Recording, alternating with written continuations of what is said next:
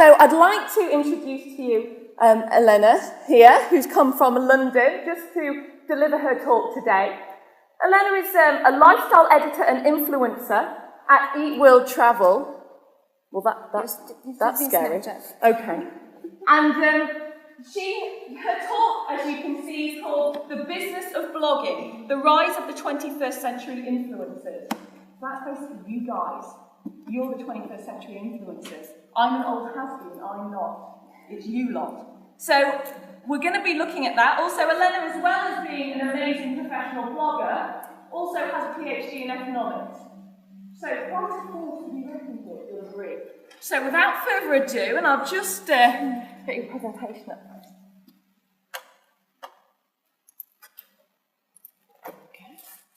Okay.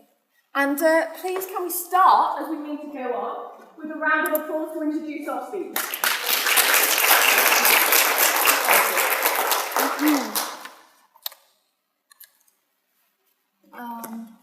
Thank you so much for having me. This is the first time I'm doing something like that. I'm not used to speak as loud, so if you can't hear me, just shout, and I'll do my best. Thank you everyone for coming to this digital talk. I will be making sure to cover some of your questions regarding the business of blogging. So my name is Elana. I'm the lifestyle editor of Eat World Travel. I've been a full-time blogger for the past 3 years, but my journey in the blogosphere has began probably 10 years ago when I had my first blog as a cooking blog. It was called Eileen Cuisine. So how did I start? Well, my mom got sick and me and my sister, we got tired of just eating cold foods. So I thought it was about time to just, find a map towards my kitchen and start cooking. My first dishes were a disaster. Everyone who tasted them, they were just my guinea pigs, and I'm just gladly they didn't die. But I was quite stubborn, and I'm a perfectionist at heart, and I try to cook more and more, and this is how I improve myself. And then I became obsessed with cooking, and one time my mom suggested, why won't you start a blog? It was quite at the beginning of this idea, but then I was like, why not? I have nothing to lose. So this is how I started my journey. I've been, for 7 years, I was blogging about cooking recipes, about some restaurants reviews. I didn't do it as a business. I was making no money out of it, even though it did have some perks, such as I've been published in some food magazine, and then I got in touch with some food brands, and then they offered me loads of kitchenware and ingredients to play around with. But I was not making any money. And this was not at the heart of my blogging idea. But then, after moving to London, let me just do this. After moving to London 5 years ago, I continued with my passion for my blog, but I still had a PhD to finish, so due to lack of time, my blog suffered a lot. In 2013, I resigned from my position at an investments company, and I decided to dedicate my time as a full-time blogger. With my husband's approval and blessing, and also his card, because I was broke by then, I decided my blog, so I changed the name into Eat World Travel. I also added more colors such as fashion, travel, restaurant reviews I already had, recipes, also makeup, beauty, more as a lifestyle outlet. So, you might wonder what drove me as a full-time blogger. It was an unknown world with no safety nets, but 10 years of blogging have taught me that you need 3 important elements to support you in this world. And they are relevant even if it's just a hobby, and also they're relevant if you really want to start a business out of your blog. So the first one is passion. When I first started my blog, I was only talking about it. I was dreaming about it. It was my baby. And if you have passion for something, say cooking, hunting, it doesn't matter the subject, if you feel you have a voice to be heard, then why not think about an outlet to share your hobby? This will also give you grounds to grow, to meet other enthusiasts, learn and be happy. But first, you need to know the mission of your blog. Why would you do that? For example, it might be a way of relaxing yourself. You would want to help or inspire others. You just need to know why you blog to help you work out how to reach your mission. And then, for me, blogging is another dimension. I feel I'm in my own little pretty world where I get in touch with other fellow bloggers that do the same things I do.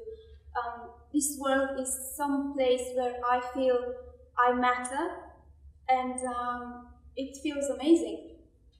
And then blogging will teach you new things, from editing to the basics of SEO, blogging platforms, journalism, and people skills. And you will do mistakes, but you will learn from them, as in any other area of your life. Also, having a passion means you will need to nurture it, and in the end, you will become an expert. Then, when I started my blog, like I said before, I never thought about money. I never thought I will become to actually make a living out of my blog. And it was just a diary of my journey to the kitchen. But I always had this, I really wanted to improve myself as a blogger first, and then if you do that, money will follow for sure. The next thing you will need as a blogger is to invest time. There is nothing well done easily or quickly. So nothing will work without dedication. You have to do the dreaming, but then you also need to roll up your sleeves and do the action. And then you need to learn some new things to share with your readers. This will take time. And also, I've discovered that bloggers need 24 hours per day to do something, to do whatever they do. I mean, it is not an 8-hour desk job. You will start your day doing shootings, and then attending meetings, going to events, then coming back home and start editing and writing. And this will probably be all in the same day, and it will take the entire day actually. Also, it does require time because you would not become a success overnight. You will need the social presence, you will need the SEO driving traffic, and you need to be patient, and then you can't really do anything unethical to achieve your goals. The last thing you will need, in my opinion, is to have vision. So after I quit my job, I needed a long-term plan. Blogging requires that. So then you will need to set your objectives for the next, I just put 3 years, you can do 5, 10. They obviously don't need to be specific because the blogging world is changing rapidly, but you have to make it concrete. So for example, you would want to think, I just want to make a living out of my blog, or I just want to set up a makeup line, or I want to be a TV presenter. It doesn't matter, you just need to write it down and then work towards that objective. And also, make your objectives big enough to be inspiring, but realistic enough to be achievable. Now that we've established what we need as bloggers, if you really want to take it to the next level, you would need these 4 little things to do. This is just something I came up with from my own experience. There might be more, but if you have this, it will make it going. So the first one is doing some research. Now, because I've studied economics and business almost my entire life, this have put a fingerprint on how I see my career. And if you've come to the conclusion that your hobby should be monetized, then you should start treating it as a business. I mean, you can never start a business without first understanding the field you are entering in. So what I did, I took about 3 months to read everything I could on blogging, and on every column I was doing. I read some things about SEO, but I was like, no way, that's just too much for me. I would just leave that to professionals. But you know, the more you read something, the more you understand that you know nothing. But you have to do this step. You can never miss this one. And then go online and check your competitors. So I was just studying all the big bloggers. I wanted to see how they did it, how they make it in this big world. And you should do that as well. Also, you should find a new angle of the story. There are millions of blogs out there, and it's pretty impossible to reinvent the wheel. But since everyone is unique and you're just the sum of your own experiences, then the story you are seeing is different through your own eyes.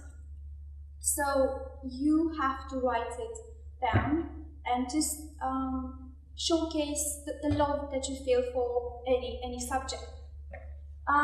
When writing a post, you have to keep in mind 4 little things. The first one, you should entertain. When somebody is just, when someone is entering your blog, they want to be relaxed, they want to find something entertaining, they want to find something interesting. Then a blog post should solve a problem. And I think most blogs are designed towards this area. And then the third step, I think, is one of the most important one, which is to encourage discussion. You should write a piece which is so brilliant that someone can't wait to share it with their friends. I think this is one of the most important things that will actually drive traffic to your blog, and in the end will drive collaborations and paid ones as well. And then teach. Bloggers do have a God complex, and they think they know everything. So yeah, they might teach you a thing or two. Next, you should invest. Now, for me personally, this is one of the most important steps. People have long asked me about blogging, how you can make it in this pretty big world.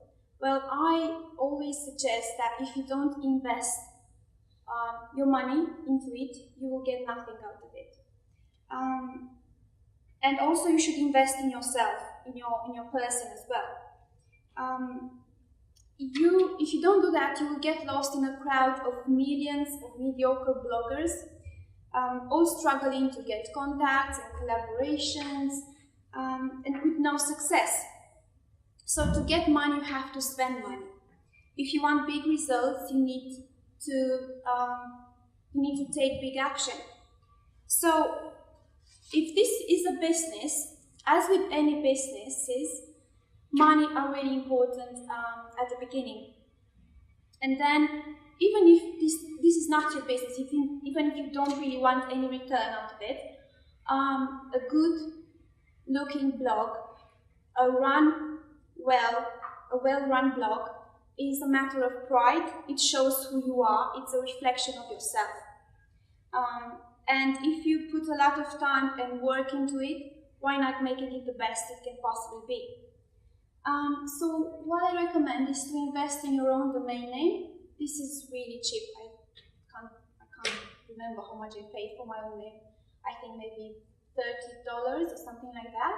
You have to pay this amount every year, so you keep your own domain name, but it's something really important to do.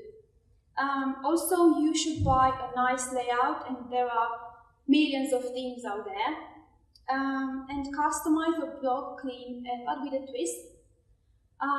Second of all, or third of all, you should hire a web designer. I'm terrible with tech things. I'm not a good programming person. I know nothing about that. You just give me a camera and I will do good things with it. But if you show me an HTML programming thing, I will know nothing to do with it. So I hired a web designer person, and this one, he helped me a lot with my blog. I paid him a lot of money, and he's on my payroll every year, because having a blog, you will see that they crash often. Servers might not work. You need them solved immediately, because this is your work, this is your life, this is what you do. Next, this one is one of the best thing I've done.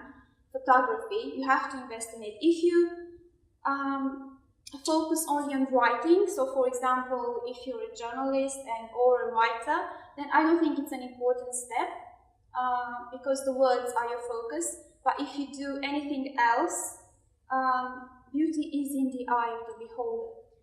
So this means that if you really want to attract someone to come into your blog, and if they are not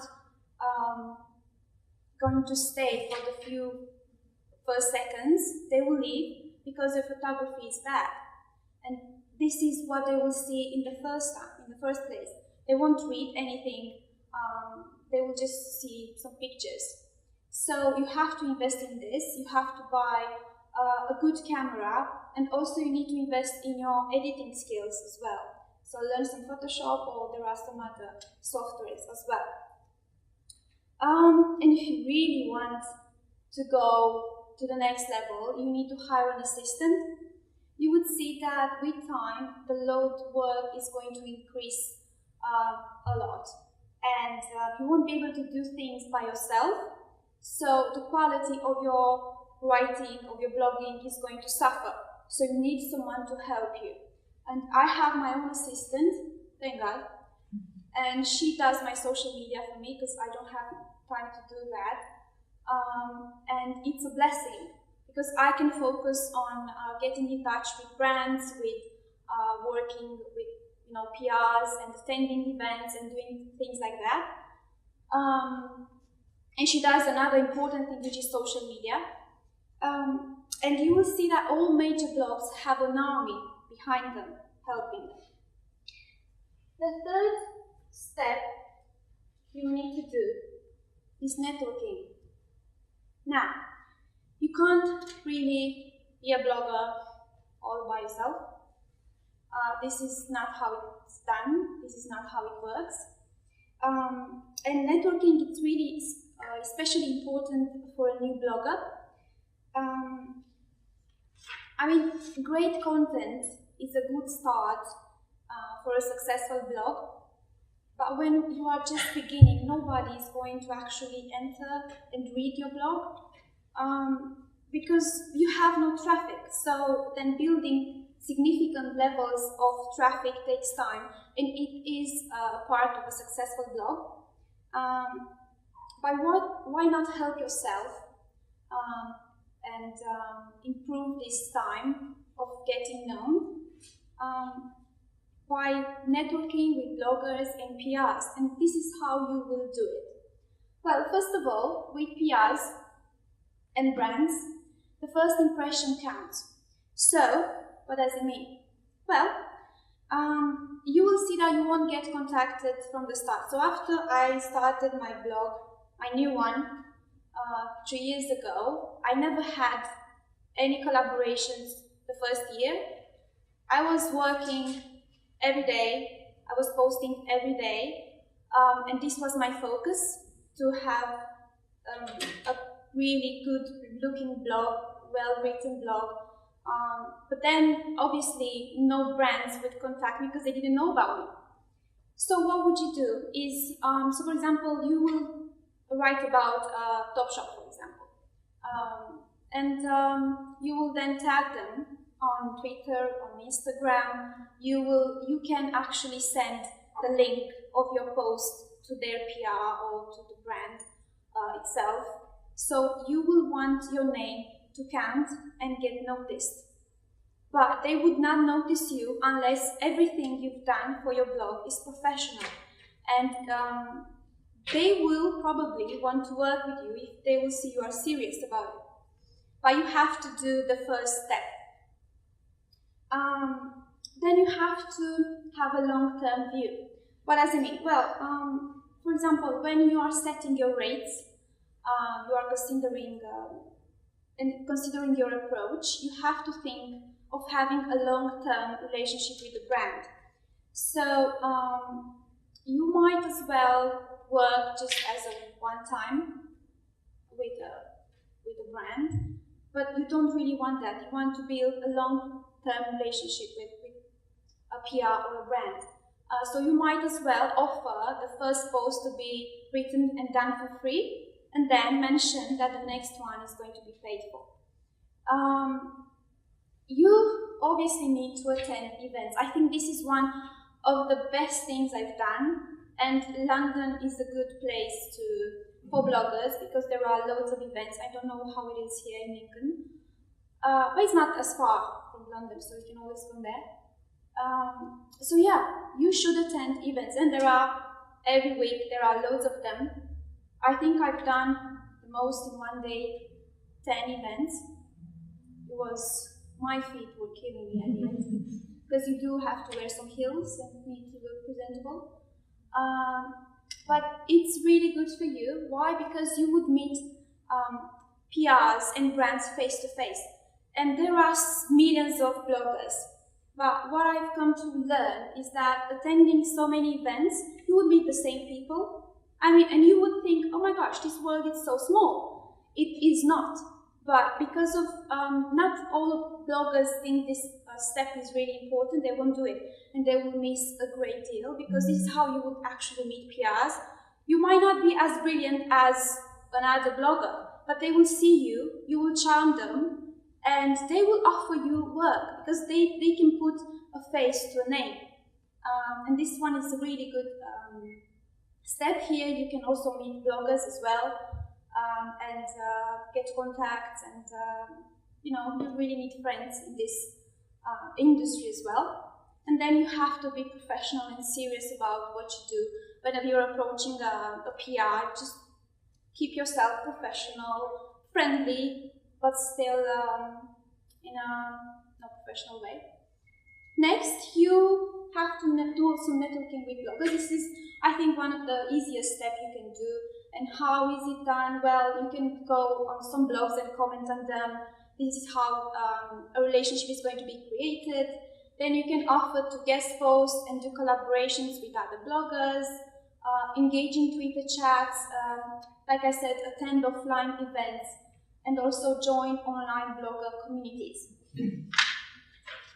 Now, the last step of building your business as a blogger, you have to promote. You might be a brilliant writer, the best photographer, but if you don't promote your work, well, nobody's going to do it for you. So how would you do that? How do you actually pitch a PR or a brand to offer you collaborations and to get noticed? Well, like I said, you have to engage with brands and PRs. And I mentioned that earlier. You have to tag the brand, you have to start a dialogue, a discussion with it on any social platforms such as Twitter, Instagram as well, Facebook, so they will get noticed. You will get noticed. The next step is you can join. This is what I did actually. I joined some bloggers platforms. I've just named a few there, and this is how I actually managed to get some work. Here so a blogger platform is actually a way of connecting bloggers with brands, and this is how you will find work. Not all of it is paid, but at the beginning you won't make loads of money. You will just receive freebies and gifts, and which is always good, because this is how you will actually build your relationship with that brand. And the last step, which is the same, one of the most important steps, is to maximize the potential of social media.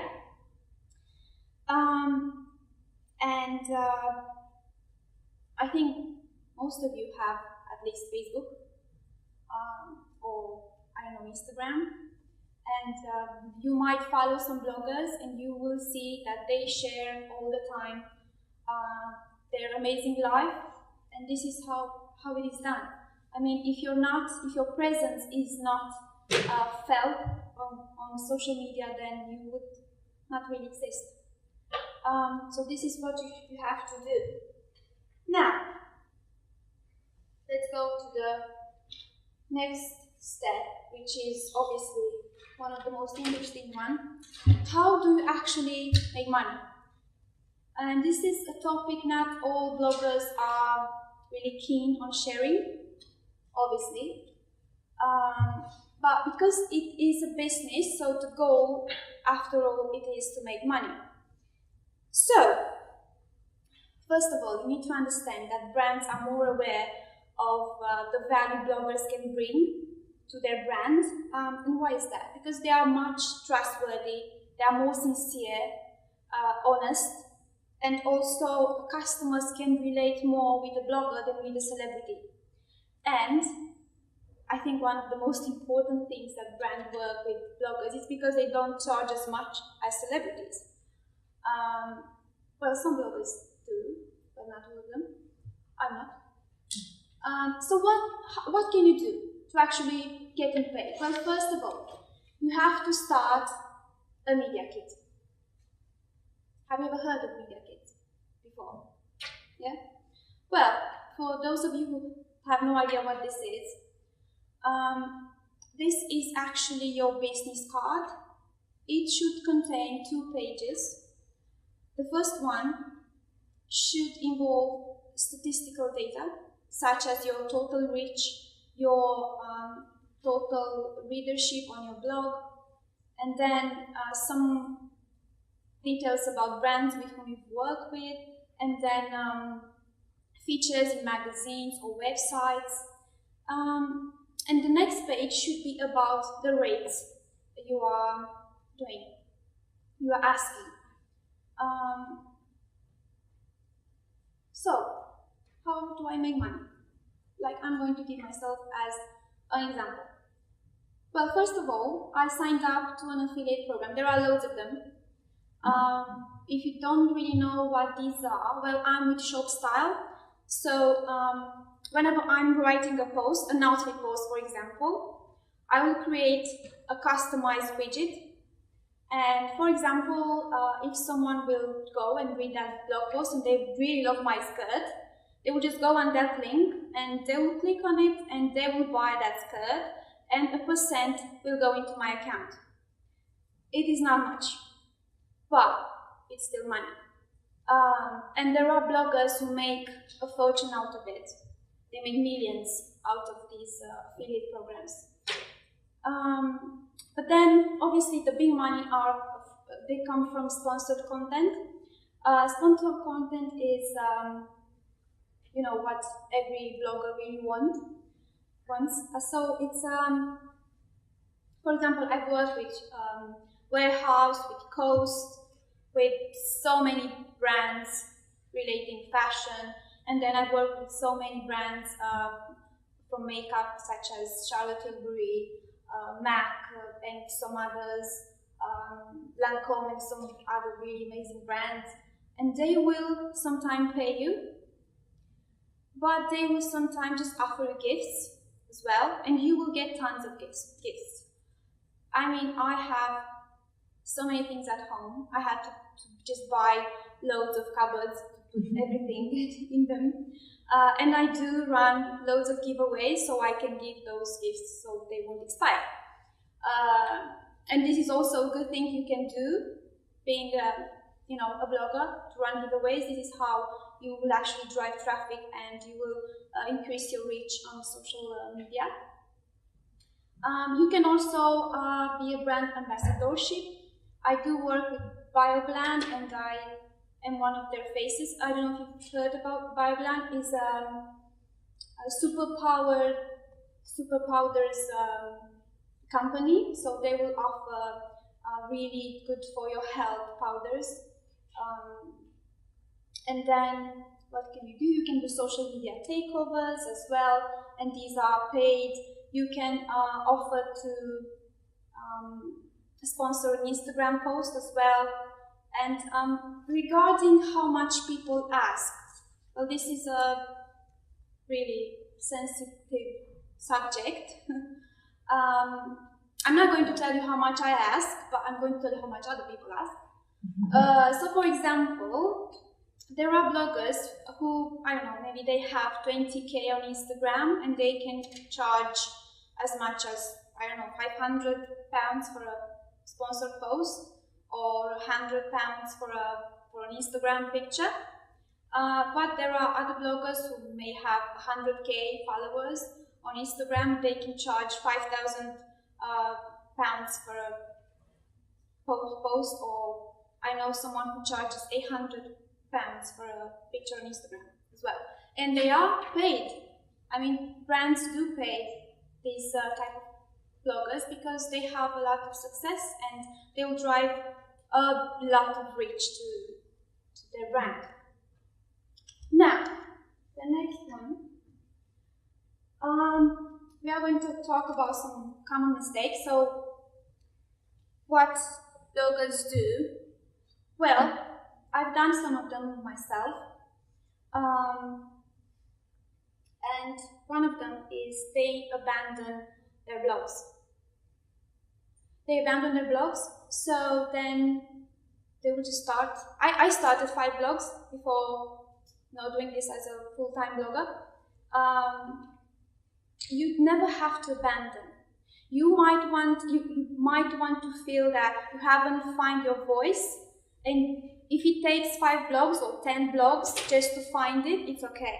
But never lose your passion and your confidence, and never forget that it does take time to grow. Then some bloggers will compromise quality. Which means, well, I don't really want to invest in photography, so I will take my pictures with my iPhone. My iPhone is really good. It's the 6S one, so why not? It's really great. But this is not how a business is done.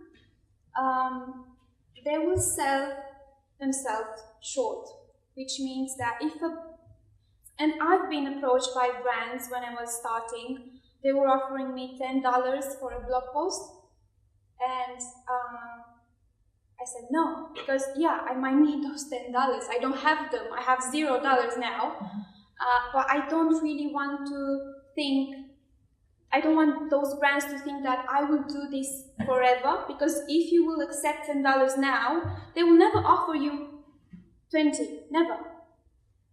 So you have to believe in yourself, and you have to sell yourself at your right value. And then they will work with any brand. So for example, I've been approached by shady companies and brands I didn't really believe in. They sent me some stuff I didn't like and I didn't write about them. And I told them, look, I'm sorry, I'm going to send you this thing back because I don't believe in it. And if I do not believe in it, nobody will. And then I will lose my credibility. So these are some of the mistakes bloggers do. And last, these are just a few pictures from the life of a blogger. So what I do, mostly, I eat for free. The first time, some of the restaurants I reviewed, it's really good to eat for free, because we do have to eat sometimes. And then I do loads of promotion for fashion brands and for beauty brands as well. And then I do attend loads of fashion weeks, and it's really important to attend these sorts of events because this is when you will get the most exposure ever.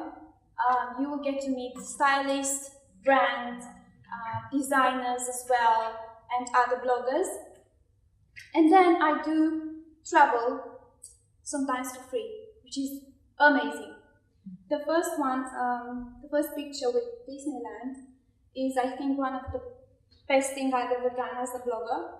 I've been invited last year to do a travel review for Disneyland with some other bloggers, and it was the best trip I've ever been to.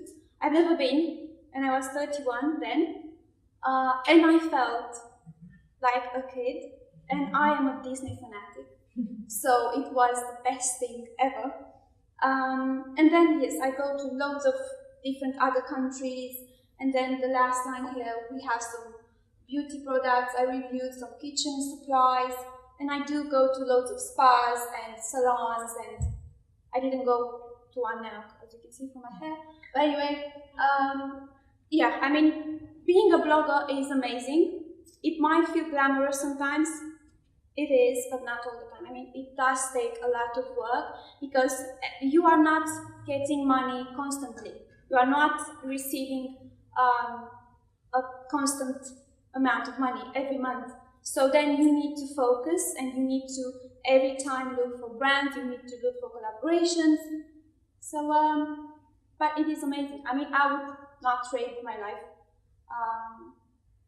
with another, for another position. And I hope I will be able to do this for at least the next 10 years, unless I will be too irrelevant. But yeah, I mean, this is my life.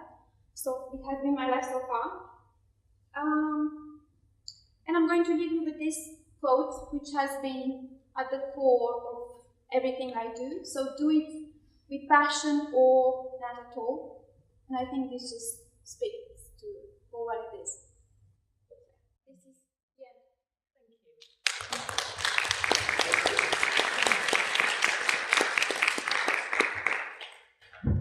I think we can all agree that was really useful, and thank you so much for sharing quite personal things about your own successes and failures.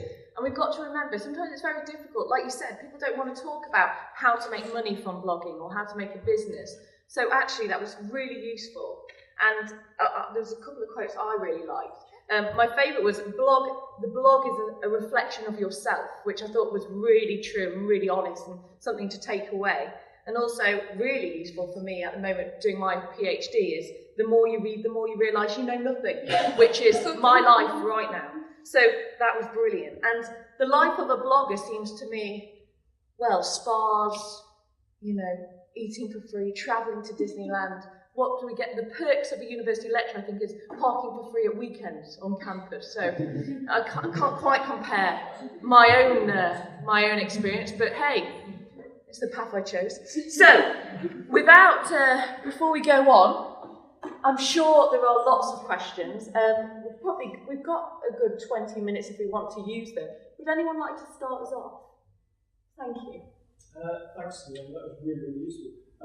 Probably won't wear heels to events, actually. That's it. It's not great. But you mentioned at one point this importance of actually creating a dialogue.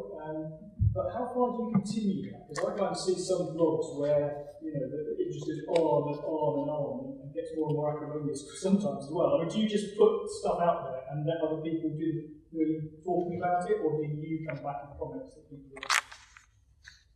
Well, if I understood the question right, I don't really like to pester too much on a subject. So if, for example, I promote a brand now, I would let a good amount of time before going back to that brand, because I don't want, unless I'm a brand that's endorship to that brand, I won't, talk about it too often. So yeah, I do know some bloggers who are keeping on and on about the same thing, but I try, because I have so many areas, I can, move across across them, so I won't just be talking about fashion on and on. Maybe I will just put some traveling bits as well, and some other news, lifestyle news, and something like that. So me personally, I won't do it like that. But how do you deal with comments that people then make about your blog? Do you personally kind of come back to them, or do you continue that dialogue once you've written your things with the people who are reading it rather than that? Well, if whenever people are commenting on my blog, I do reply to them. So I want this to be a dialogue, not a monologue. And if they do retweet something I've written, or if they will, I don't know, repost a picture from my blog, I would comment on it, and I would say thank you so much for the appreciation. But I think that's where I stop, because I don't want to be too cheesy. Thank you. That's what I do. Thank you. How long did it take your book to take off to the point where agency companies were actually contacting you for asking to pay? After a year, I've been contacted. I was blogging almost every day by then, and I was trying to put my name out there. So I was doing a lot of social media and everything for free. So I had to pay for everything. And probably after a year of doing this constantly, because you can't just do it 1 hour per day. It's not enough. Thank you. Yes. So how would you recommend doing from like starting a blog as a student? Because obviously like we say my life is very exciting at the moment. I don't have like money to go travel to nice places, like even buy like basic clothes. So how would you start that? So you would want to start a blog about lifestyle, or Yeah. what sort of? Yeah, like because you see so many blogs that like they consider like how many clothes and like you don't just like you don't have money. Well, you can do it like you can just start with an idea of how to dress up as a student on a budget, for example, or how to style and talk 10 ways. So you would have 10 different posts about the same thing. And I do think people do relate. I mean, not everybody is rich, not everybody has money, and there are loads of students who will relate with you. They will come back to you for more inspiring ideas. And as a lifestyle blogger, you don't really have it doesn't have to be only about fashion. It can be about how I cook these kind of beans, or like your life might be interesting for someone. So why not do it? Thank you. Anybody else? Yeah, Liz. I was wondering, when you mentioned that you've been last week in restaurants and things like that, what do you do when you go and you don't enjoy the experience? I mean, how do you then write about it? Do you kind of, I don't know, do you feel the need to be complimented because you've effectively been sponsored? Well, thank God, I didn't have any bad,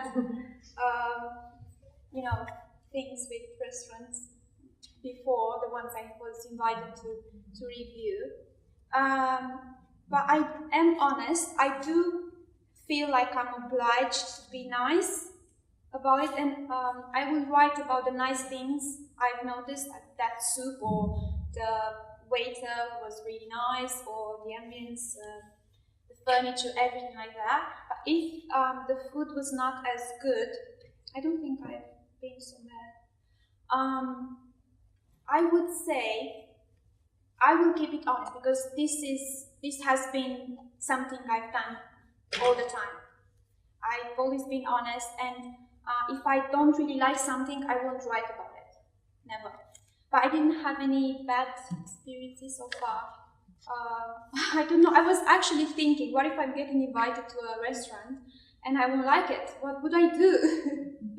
And I think I'm going to be honest. I mean, whenever I go with somebody else, and we will order something different. So we'll be reviewing, more dishes than 2 or 3. So I will say, I will probably go for this dish instead of this one. Or, just I want to keep it nice, professional, but still honest. I suppose it links back to when you said not to sell No. short as well. So you're going to have a certain calibre of kind of restaurants or brands that are approaching you because of the calibre in which you've set out your blog. Obviously, So I because suppose that mirrors that. you actually recommend something and people might go there and then they will blame you and you will lose credibility, so you don't really want that. Any other questions? How often do you post on the blog? Well, I was much more nice with my blog at the beginning when I had more time, and I used to post once per day. But now I do try to post at least 3 times. Although I think I have 20 pending posts I need to go to. I don't really have enough time to edit and to write and to do everything. And because I travel a lot, I go to loads of events, and I also have a family at home I need to care for. So it does take a lot of time. And now I really want to write something more professional, so I need more time to input into my work. But at least three times per week. But I do my social media every day, because that one is really, really important. Or my assistant does, so. But it's me. Any other questions? Okay. Well, I think we'll leave it there. I'm sure we'll have some students that might come and approach you at the end to talk to you even further. We do have this room for another 20 minutes or so you're more than welcome to do that. Just, again, thank you so much for coming. I hope you found that useful. And one last final round of applause, please. Thank you.